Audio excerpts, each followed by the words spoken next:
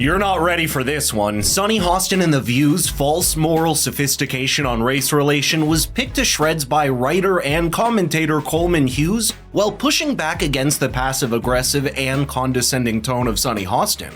But you know what made this even crazier? I think even the rest of the panel realized Sonny was going too far. You can feel the cringe through the screen as they constantly try to chime in and clarify. Just watch this next clip and you'll see why. Your argument, and I've read your book twice because I wanted to give it a chance, your argument that race has no place in that equation is really fundamentally flawed, in my opinion. Well, there's two separate questions. One is whether each racial group is socioeconomically the same. That I agree with you. They're not. They're not. And the stats show that. Of course, I agree with that fully. The question is, how do you address that in the way that actually targets poverty the best? Great. And what Martin Luther King wrote in his book, Why We Can't Wait, is he called it, we need a Bill of Rights for the disadvantaged. And he said, yes, we should address racial inequality. Yes, we should address the legacy of slavery. But the way to do that is on the basis of class.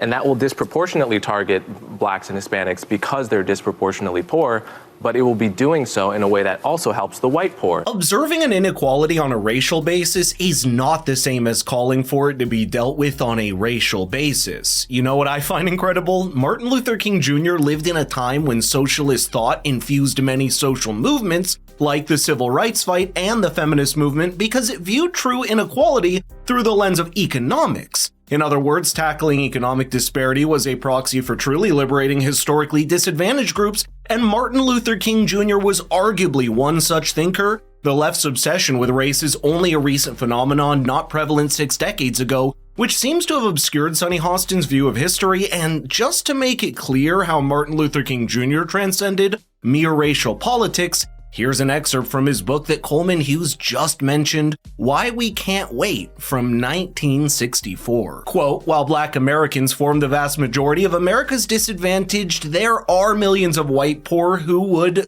also benefit from such a bill. The moral justification for special measures for black Americans is rooted in the robberies inherent in the institution of slavery.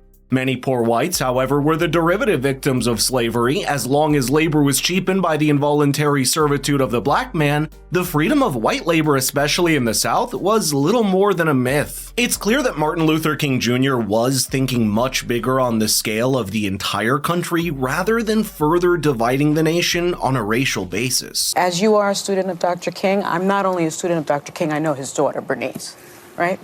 So I'm going to get to my question. Go ahead, go right ahead.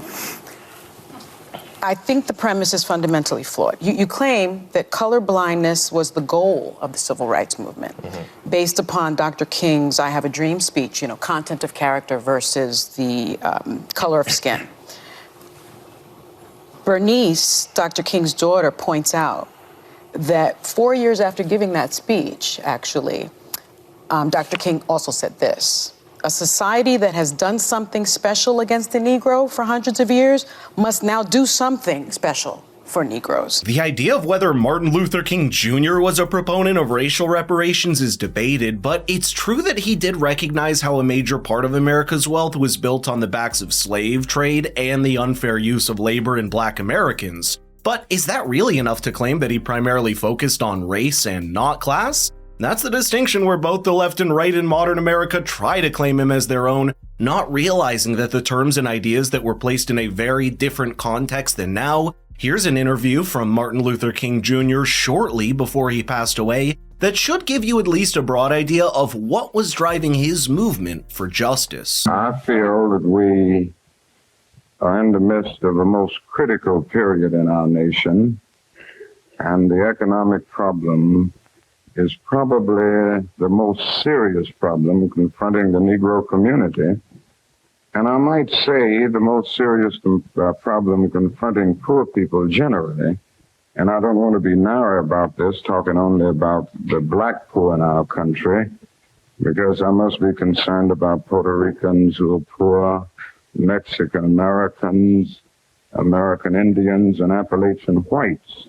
And we are confronting a major depression in the poor community. When he says he doesn't want to be narrow about this, that should be enough to dismantle any modern interpretation of him being primarily driven by an exclusionary race-based movement. Martin Luther King Jr. was a much bigger man than Sonny Hostin is giving him credit for. But I think this is the point the conversation starts to get more heated, with Sonny straight up calling Coleman Hughes a charlatan. Do notice the reaction of the rest of the panel. Right before his death, he made the argument for racial equality and racial reparations. And so your argument for color blindness, I think, is something that the right has co-opted. And so many in the Black community, if I'm being honest with you, because I want to be, believe that you are being used as a pawn by the right and that you're a charlatan of sorts. He's not a Republican. So how do you... He's never voted for a Republican. You said that you're a conservative. No. You did. You actually said that in the podcast that you did 2 weeks ago.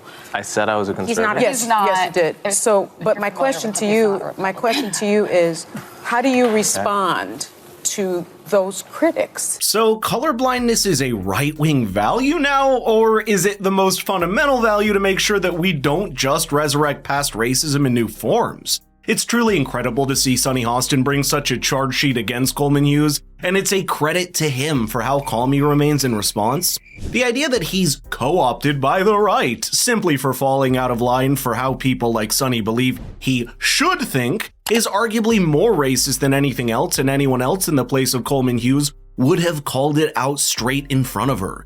And it's kind of insulting to him considering the clear lack of homework that Sonny Hostin did on him.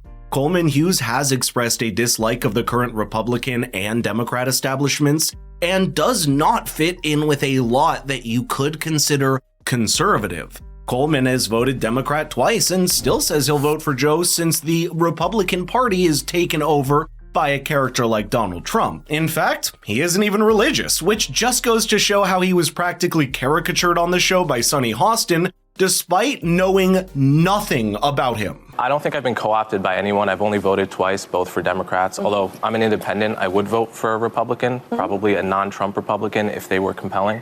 I don't think there's any evidence I've been co-opted by anyone, and I think that that's an ad hominem tactic people use to not address really the important conversations we're having here.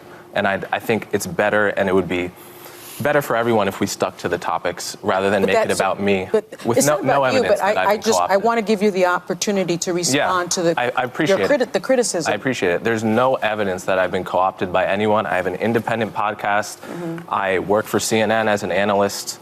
I write for the Free Press. I'm independent in all of these endeavors, and no one is paying me to say what I'm saying. I'm saying it because I feel it. I have to say, there's not a lot of people that would be so composed in response to being smeared like this on national television. Coleman Hughes seems to have made even the rest of the panel realize just how wrong the conversation went, and you see that with Whoopi Goldberg and Alyssa Farah Griffin, visibly uncomfortable with how he's being treated. But this segment was enlightening for exactly that reason, because you can almost bet Sonny herself would be blind to how her reading of both Coleman Hughes and his advocacy for colorblindness as racist itself, and that's the most damaging form of racism that exists when you don't even see it as such. Coleman himself is a young and promising independent journalist who's thinking much broader than The View can do justice, but this segment will probably be something he remembers for a long time.